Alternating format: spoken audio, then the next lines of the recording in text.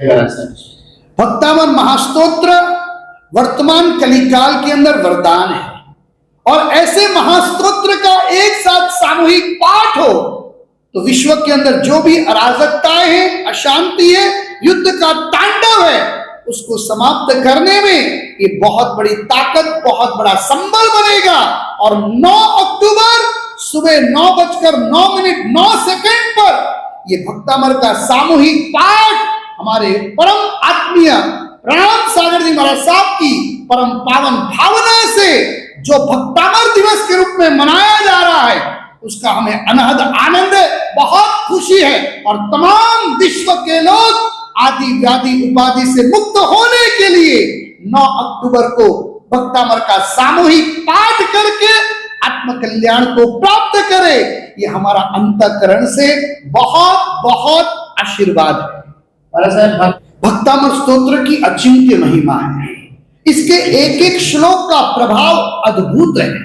ज्ञान के लिए हो तो उसका एक श्लोक है, आरोग्य के लिए हो तो उसका अपना एक श्लोक है, कैंसर जैसी भयानक व्याधि के लिए भी अलग अलग श्लोकों के अंदर उसके निवारण के अद्भुत उपाय है। ये मंत्र शक्ति अचिंत्य है। एटम बॉम्ब में जो शक्ति होती है उससे अधिक शक्ति इस प्रकार के मंत्र गर्भित स्तोत्र में होती है। और सारे मंत्र गर्भित स्तोत्र का शिखर ये भक्तामर स्तोत्र है। उसका पठन करने से व्यक्ति को मन की, तन की और आत्मा की शांति अवश्य प्राप्त होती है। प्रणाम सागर महाराज साहब जो यह मुहिम चला रहे हैं, उनके बारे में आप क्या?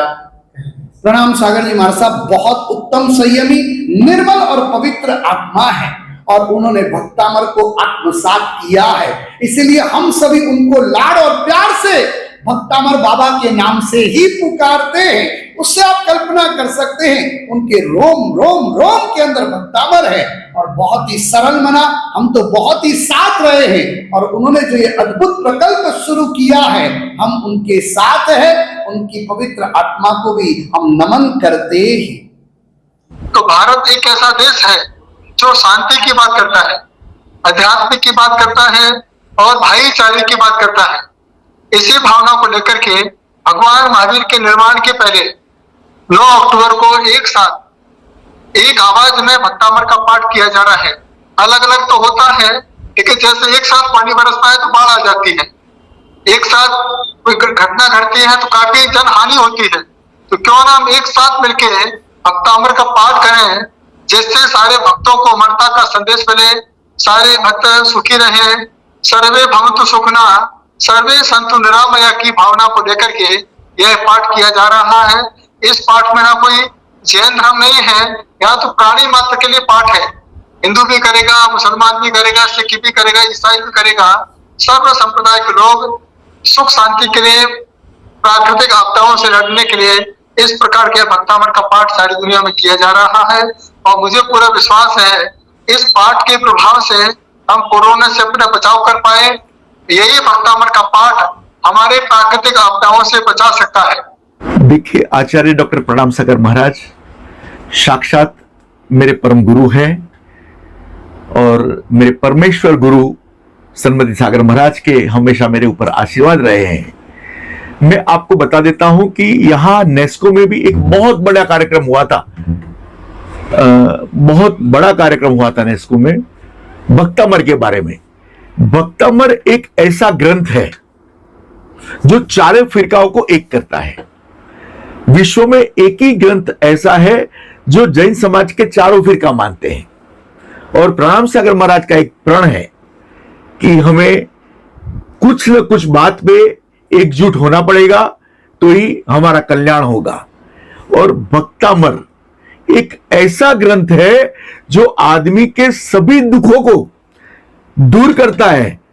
हर दुख को दूर करने की दवाई भक्तामर के स्तोत्र में है, और उस ग्रंथ को लेकर के भक्तामर वाले बाबा आचार्य डॉक्टर प्रणाम सागर महाराज ने बहुत डीप में उसका अध्ययन किया है। 48 गाथा है, और 48 दिन तक मौन रह के उन्होंने इस गाथा का अध्ययन किया है। आप कभी भी भक्तामर वाले बाबा YouTube पे सर्च करेंगे तो आपको मालूम पड़ेगा।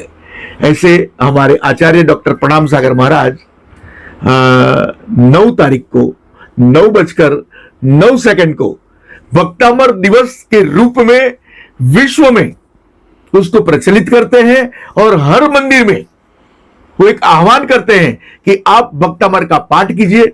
हर आदमी जो मंदिर में नहीं जा सके अपने घर पे भक्तामर का पाठ करे, और ये जो समय दिया है वो एकदम सुख रूप से समतोल करके है, और भक्तामर का पाठ करने का मेन उद्देश्य विश्व की शांति है। ये भक्तामर से जैसे हमारे सबके दुख दूर होते हैं, हर एक गाथा में हर एक दुख दूर करने की क्षमता है, तो वही भक्तामर आज विश्व में जो सब चल रहा है वो अहिंसा को बंद करने का एक प्रण है, विश्व को सुखी करने का एक बहुत बड़ा प्रण लिया है। उसके साथ मैं गुरुदेव के साथ हूं, और इस कार्यक्रम को जितना हो सके उतना हमें प्रचलित करना है, और आप मीडिया वालों ने हमें जो साथ और सहकार दिया है, हम सदैव आपके आभारी रहेंगे।